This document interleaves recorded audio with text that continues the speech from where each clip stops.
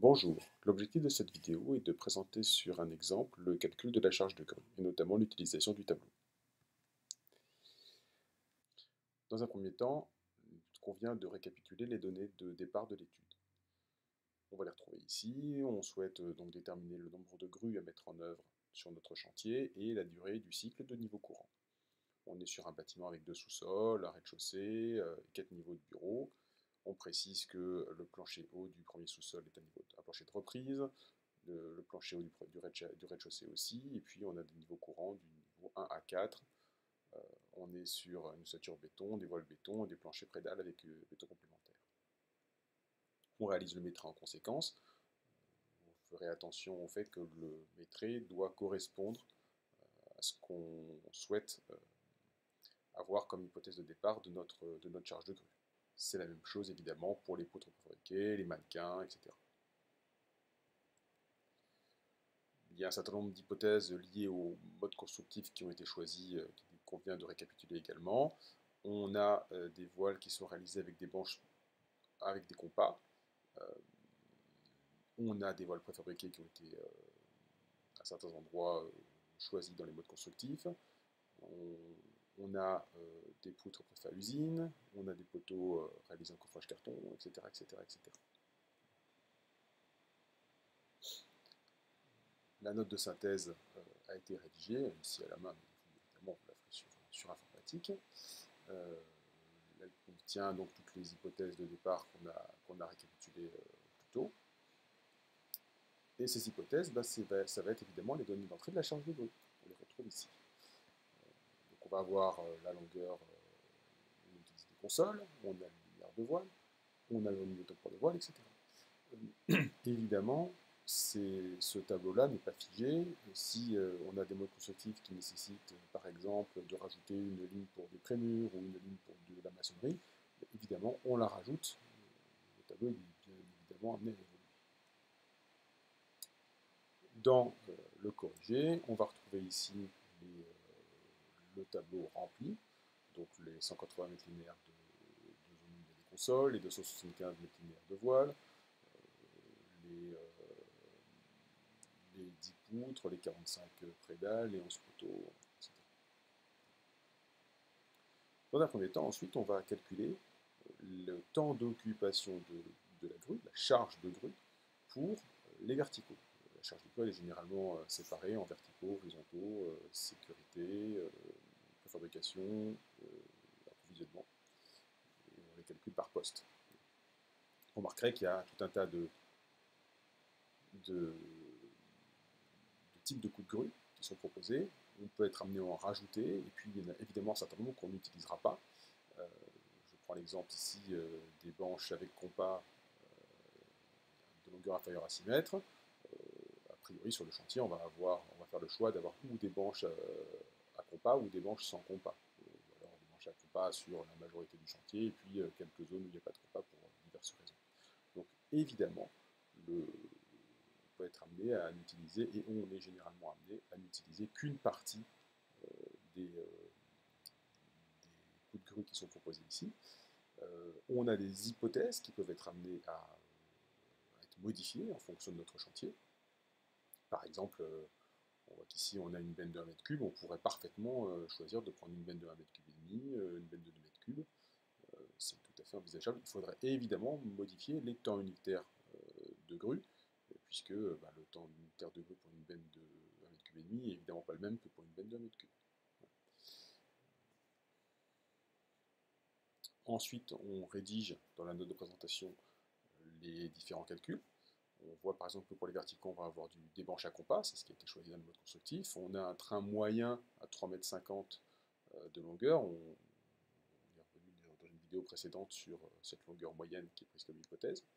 Et puis donc un nombre de coups de grue qui est de 275 sur 3,5, soit 78,5. Évidemment, on arrondit à 79 coups, pas des demi-coups de grue.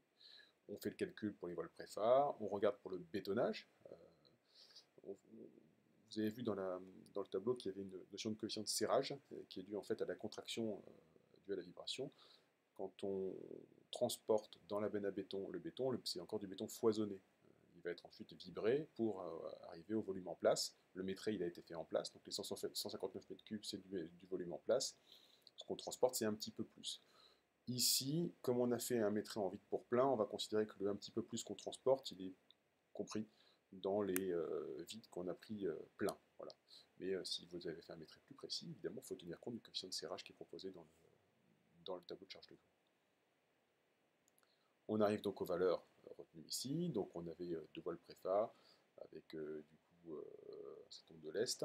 Donc on est ici à 8 lest. Donc à 0,05 centième d'heure par coup de grue. Donc 8 coups de grue. Ce qui nous fait donc 0,4 heures. Et ainsi de suite pour l'ensemble des différents items des verticaux. On obtient 38,36 heures pour l'ensemble de la durée des verticaux. On voit qu'ici on est sur une hypothèse où on a changé le volume de la benne à béton, on en reparlera plus loin.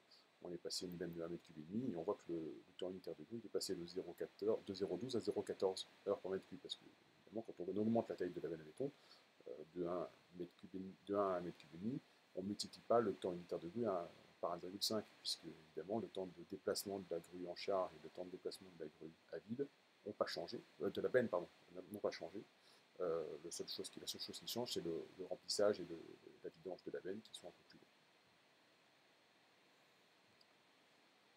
On fait ensuite le même travail pour les horizontaux. Voilà le détail des calculs. On est parti sur un étaiement avec le coffrage d'Oka. Donc il n'y a pas de grue, la grue n'est pas utilisée pour l'étaiement, elle est utilisée juste pour l'approvisionnement des poutrelles sur le niveau. Donc attention, ici il y a une erreur, on devrait passer à 1,5 m3 pour la benne à béton. On va faire le même travail sur la sécurité, sur la préfabrication. Vous remarquerez que ici sur la préfa, on est pour les poteaux préfa, pour les poutres préfa, pardon, on va jusqu'à définir le nombre de tours d'étaiement qui vont être nécessaires pour étayer, et donc le nombre de coups de grue pour les déplacer. Il nous reste l'approvisionnement poutrelles, contreplaqué, étais. Alors nous, ce sera juste des poutrelles et des étais. Le calcul se fait ici. Attention, on n'étaye pas l'ensemble des 780 m² de plancher en même temps. On a une zone de plancher en pose, une zone de plancher en coulage. Et comme on a des cadences à 80 m², entre 60 et 80 m², là on prend une hypothèse négative à 80 m². On va considérer qu'on a en gros deux zones à étayer en même temps maximum, plus des étais de séchage. Voilà, on fait nos calculs en fonction de ça. Donc c'est cette quantité d'étais et de poutrelles qu'on approvisionne pour l'ensemble du niveau. Et ensuite, les poutrelles et les étais sont déplacés par les ouvriers sur le chantier.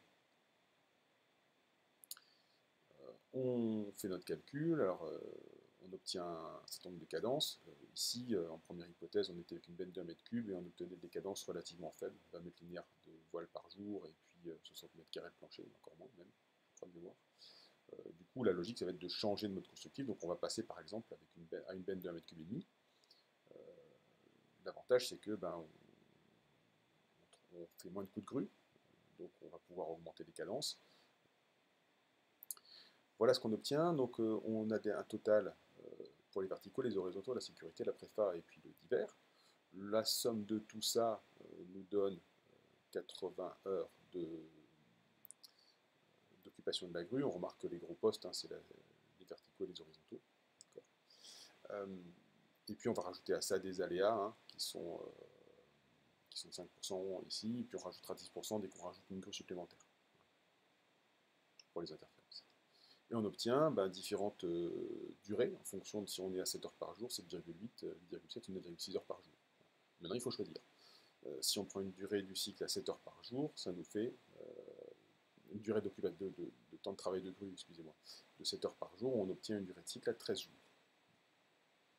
Alors ensuite, il faut vérifier que cette durée de cycle à 13 jours, ça correspond au planning, et ensuite que ça correspond à la durée attribuée pour le gros œuvre.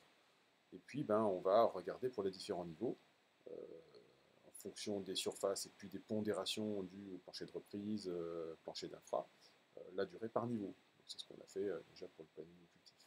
Donc on obtient une différente durée, et puis on va ensuite regarder ce que ça donne en comparant ce délai de réalisation par rapport au délai attribué par le client. on a un délai attribué à 84 jours. Avec 7 heures par jour et 13 jours par niveau courant, on obtient une durée de réalisation de 111 jours, donc qui est supérieure au délai attribué. Il va falloir qu'on augmente le temps de travail journalier de la grue. Donc on fait des différentes hypothèses, on regarde, et en fait on voit que le premier qui passe, hein, c'est quand on passe à 9,6 heures de travail journalier, donc 9 jours de cycle, 79 jours de délai de réalisation qui est inférieur au délai attribué, tout va bien. Donc il va falloir passer en horaire décalé pour faire en sorte que le délai gros œuvre corresponde. On finit avec les cadences, hein. Donc là c'est les cadences à 7 heures, mais il faudrait passer évidemment à 9,6 heures. Et puis c'est évidemment les cadences qu'on calcule dépendent de nos mots constructifs. Là c'est la surface de coffrage de plancher, donc la surface de prédale hein, posée par jour. Si on avait de la maçonnerie, on pourrait rajouter un linéaire de murs en maçonnerie, une linéaire de pré-mur, un nombre de poutres, un nombre d'éléments préfa, bref, tout ce qui vous intéresse par rapport à votre cyclage qui va être fait après. On finit avec un planning gros œuvre, simplifié, hein, voilà, qui vérifie bien que 13 jours par niveau, on dépasse le délai de 4 mois, et en fait le premier qui va passer, alors il y a une erreur, hein, c'est pas 10 jours par niveau courant, c'est 9 jours, ce qui explique que ça dépasse légèrement. Voilà, c'est le premier qui va passer, c'est ce planning-là. Merci, donc j'espère que cette vidéo vous aura été utile.